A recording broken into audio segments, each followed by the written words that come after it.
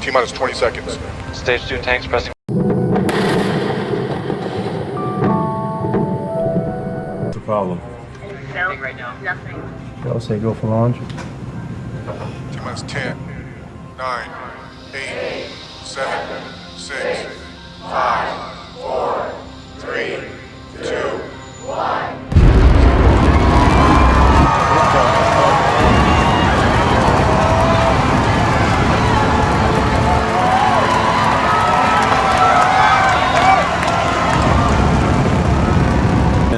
You had that third failure in a row.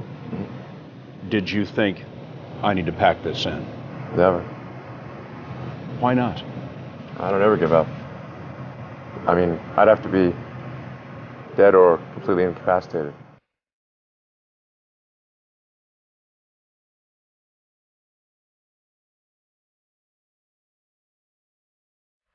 Liftoff of the Falcon 9. 8 weeks later, Musk bet the company on another flight.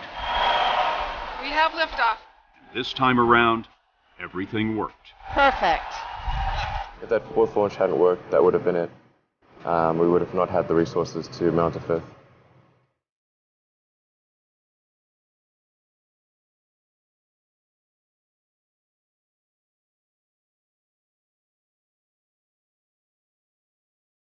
Successful entrepreneurs probably come in all sizes, shapes, and flavors. For me, some of the things I've described already I think are very important. I think really an obsessive nature with respect to the quality of the product. Really liking what you do, whatever area that you get into.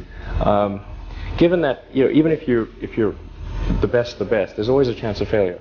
So I think it's important that you really like whatever you're doing. If you don't like it, life is too short. When my brother and I were starting our first company, instead of getting an apartment, we just rented a small office and we slept on the couch.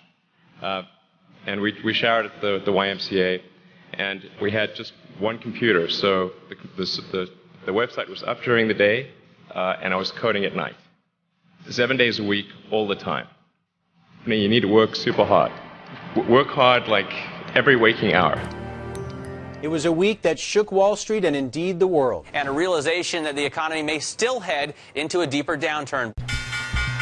Not in generations has Wall Street absorbed the number of body blows it took today. The American financial system is rocked to its foundation as top Wall Street institutions topple under a mountain of debt. When you step back for just a moment, consider the events of the last few days. It is truly unbelievable. Tesla stock voted by Wall Street as the least likely to succeed.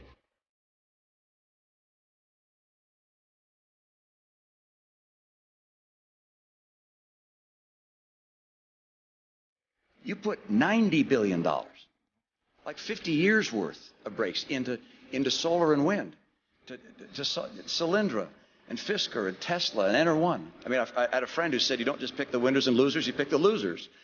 I'm available 24/7 to help solve issues. Call me 3 a.m. on a Sunday morning, I don't care.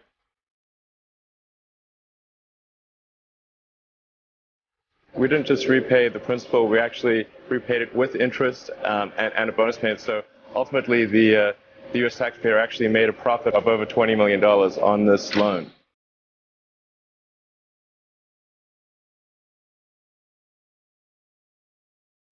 If you like what you're doing, you think about it even when you're not working. It's something that your mind is drawn to. And if you don't like it, you just really can't make it work, I think. A well thought out critique of whatever you're doing is as valuable as gold. So you need to be sort of very rigorous in your self-analysis. So all those things improve the odds of success. Other people are putting in 40-hour work weeks and you're putting in 100-hour work weeks, then even if you're doing the same thing, you know that you will achieve in 4 months what it takes them a year to achieve. If you do simple math, say like, okay, if somebody else is working 50 hours and you're working 100, you'll get twice as much done in the course of a year as the other company. The final thing I would encourage you to do is now is the time to take risk, particularly if you're starting a company. As you get older, your obligations increase. And once you have a family, you start taking risk not just for yourself, but for your family as well. It gets much harder to do things that might not work out. So now is the time to do that before you have those obligations. So I would encourage you to take risks now. Do something bold. You won't regret it.